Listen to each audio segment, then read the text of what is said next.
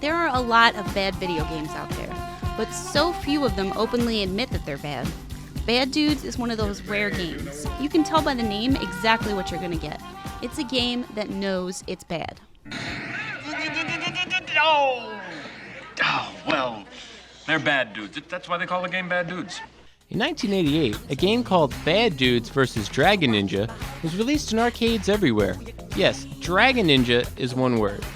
In the US, it became known as simply Bad Dudes, and in Japan it was known as Dragon Ninja. But a bad game by any other name is still as bad. The attract screen starts with rampant ninja-related crimes these days. White House is not the exception. Good old Data East broken English. When you press start, Arnold Schwarzenegger tells you that President Ronnie has been kidnapped. President Ronnie?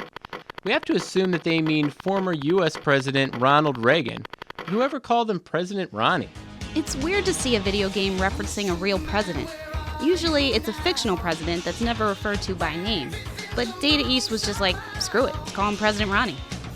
Are you a bad enough dude to rescue Ronnie? Well, I'm not sure. What exactly does being a bad dude entail? The game is a pretty standard side-scrolling beat-em-up. Your characters are two identical dudes in palette-swap pants. You walk from left to right and fight various ninjas with only two buttons, jump and attack. You punch, you kick, you jump, and you jump kick. Sometimes you can pick up weapons like knives and nunchucks. One cool thing about the game is you can keep your weapons from one level to the next, so they stick around longer than weapons in other beat-em-ups. Other moves include a powerful charge attack which can be performed by holding down the attack button. It's similar to Anger Mode in Super Double Dragon, but it's difficult for this attack to actually make purchase with enemies. There's also a roundhouse kick, which is even more difficult to pull off. It involves some combination of holding down left to right and pressing the jump and attack buttons. It doesn't always work. If the repetitive Bad Dudes action makes you bored, you can have some fun headbanging to the music by tapping up while standing still.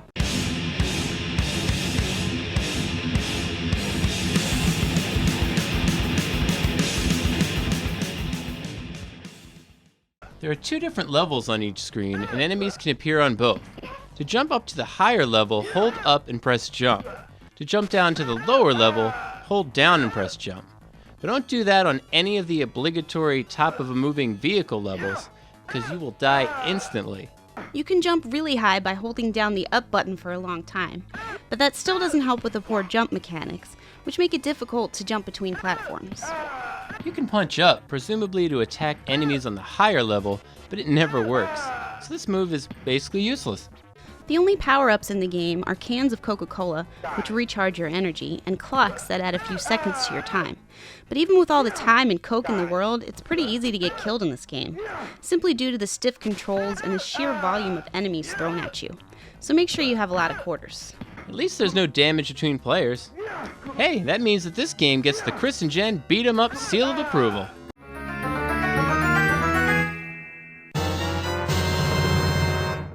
The enemies are mostly generic ninjas in different colors, with occasional scantily clad women. And dogs, yes. Dogs again. Why are we always fighting dogs in video games? I mean, I'm a cat person, but I still don't want to go around punching dogs. This dog violence needs to stop. Again with the dogs. Why do I always have to murder innocent animals in video games? No dogs were harmed in the making of this review.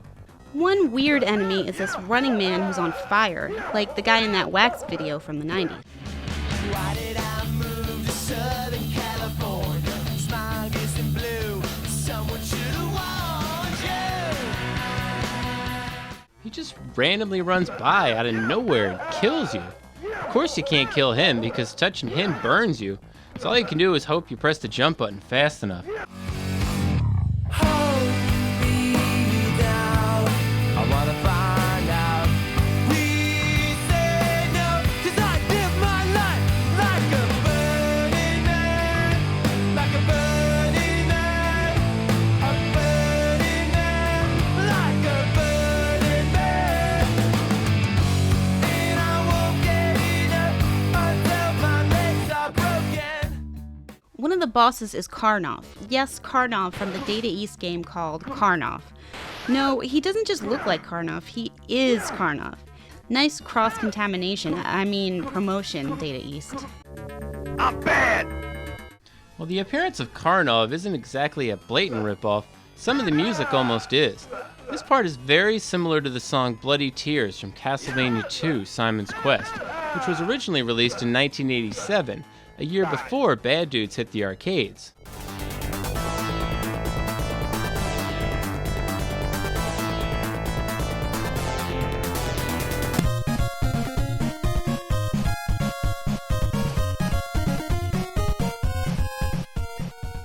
The end boss is this bizarre creature who rides on the skids of a helicopter and throws fireballs at you while dogs attack you on the ground. I think his laugh is supposed to be creepy, but it sounds kind of idiotic. At the end, President Ronnie says, "Hey dudes, thanks, comma, for rescuing me. Let's go for a burger, ha ha ha ha." But in the next scene, he's the only one with a burger. We dudes don't even get one. Maybe he thinks it'll trickle down. That was a political joke. The credits end with some truly awful Data East broken English. "Glad to see you. How you enjoyed the game?" That's a statement, not a question, like they're just assuming we enjoyed the game. Watch out, Data East's new games to come. Is that a threat?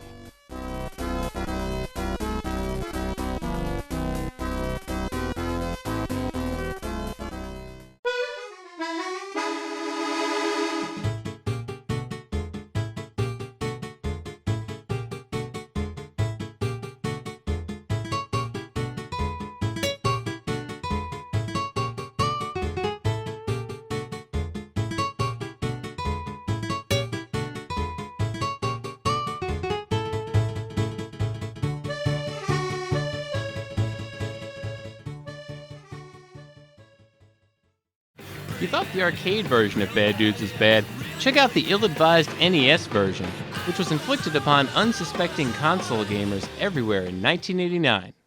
In this version, we learn that the two dudes are named Blade and Stryker, and now President Ronnie is just called the President. Wait, I thought this was two-player. Where's Stryker? I don't know, let's reset it. I'm still not there. You mean we have to trade off? Ugh, this is even badder than the bad arcade version of Bad Dudes. As if the lack of two-player co-op wasn't bad enough, the graphics in this version are cringeworthy. There are basically no frames of animation whatsoever. Honestly, I'm glad I'm not playing this game right now. The blinky, seizure-inducing graphics are making me nauseous. It's like staring into a strobe light. Ugh, I feel seasick. And it gets even worse. The buttons are reversed. They're the opposite of what they were in the arcade, and the opposite of almost every other beat-em-up ever made. The controls are extremely slow and even stiffer than the arcade version. The only way to make this game even somewhat playable is to use a turbo controller. Also, pro tip, you can just run past a lot of the enemies. It's like the game's not finished. They ripped off Bloody Tears again in this version, and they tried to use voice samples. Ugh, terrible.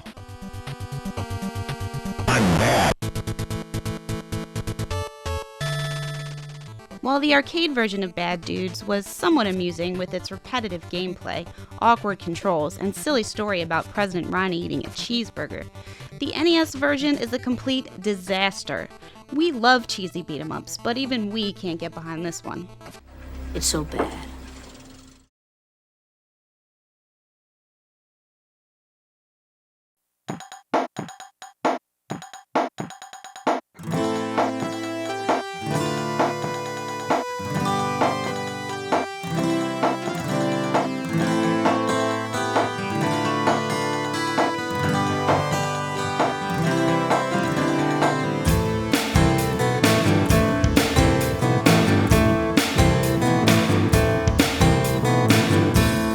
Crime is on the rise, the White House is no exception. President Ronnie got kidnapped tonight. There's trouble all around the nation. Sounds like a job for a couple bad dudes named Blade and Stryker. Now we need to write a song, it's 3 minutes long, but I worked all day and I just don't feel it at all. I didn't try very hard, I was tired to push the button to make this beat. This is all I could think to write.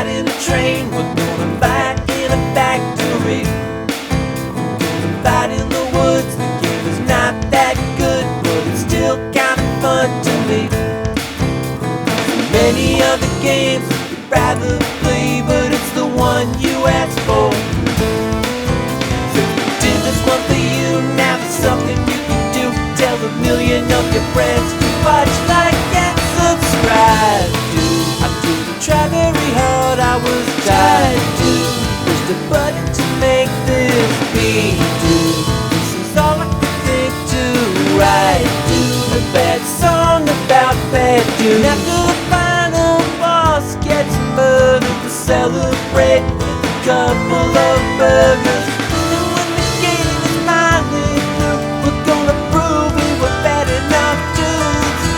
Gonna prove we were bad enough, bad enough, bad enough. I was bad, dude. I didn't try very hard. I was tired, dude. Push the button to make this beat, dude. This is all I could think to write, dude. A bad song about bad dudes.